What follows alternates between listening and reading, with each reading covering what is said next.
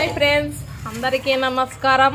అందరూ ఎలా ఉన్నారు, ఏం చేస్తున్నారు? అందరూ మంచిగా ఉండాలని కోరుకుంటున్నాను. ఈరోజు మొక్కజొన్న గింజలతోటి పాప్కార్న్ ఏ విధంగా చేసుకోవాలనో చూపిస్తా చూడండి.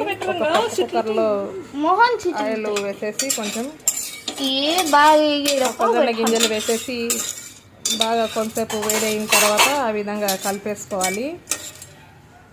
కలిపేసుకున్న తర్వాత దాని మీద మనం విజిల్ తీసేసి మూత అనేది పెట్టేస్తే కనుక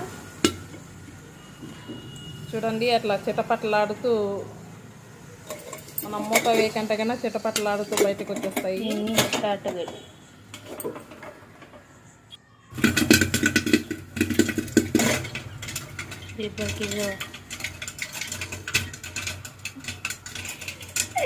ఆ విధంగా కొంతసేపు వేగిన తర్వాత మనం కుక్కర్ గిన్నె అనేది పట్టుకొని కలిపితే గట్టిగా కదిలిస్తే కనుక ఇంకా కొన్ని గింజలు ఉన్నా కానీ ఏగుతాయి.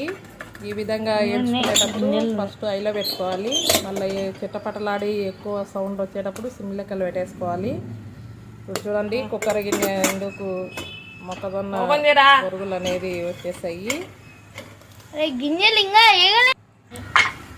ఆ తర్వాత వచ్చేసి ఒక స్టీల్ దవరాలో పోసేస్తున్నాను. మీరు కావాలంటే ఈ విధంగా ప్లెయిన్గా అయినా ఏం చేసుకోవచ్చు. మనకు మసాలా డైరెక్ట్ కుక్కర్లోనే ఫస్ట్ కొంచెం కారం, ఉప్పు, పసుపు వేసేసాయి, కొంచెం నెయ్యి అయినా వేసేసి వేయించుకోవచ్చు. అట్లా లేకుండా మనం ఫస్ట్ కొంచెం ఆయిల్ వేసేసి ప్లెయిన్గా వేయించుకున్న తర్వాత ఒక స్టీల్ గిన్నెలకి కొంచెం ఆయిల్ వేసేసి దాంట్లో పసుపు, కొంచెం ఉప్పు, కొంచెం కారం వేసేసి బాగా మంచిగా స్పూన్ తోటి కలబెట్టేసిన తర్వాత మనం వేయించి పెట్టిన మొక్కజొన్న బొరగల్లోకి వేసేసుకోవాలి.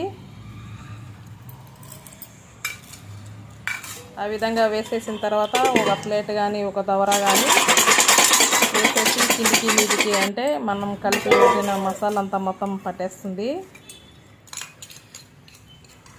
చాలా సింపుల్గా చాలా ఈజీగా చేసేసుకోవచ్చు మొక్కజొన్న గింజలతోటి పాప్కార్న్ అనేది.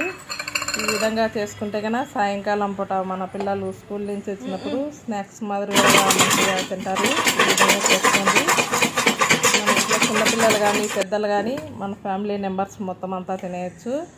నా వీడియో నచ్చితే లైక్ కొట్టండి, సబ్స్క్రైబ్ చేసుకోండి, బెల్ సింబల్ నొక్కండి, 10 మందికి సెండ్ చేయండి. ఒకసారి సబ్స్క్రైబ్ చేసుకుంటే నేను పెట్టిన వీడియోస్ అన్నీ కంటిన్యూగా వస్తాయి. నన్ను మంచిగా సపోర్ట్ చేయండి.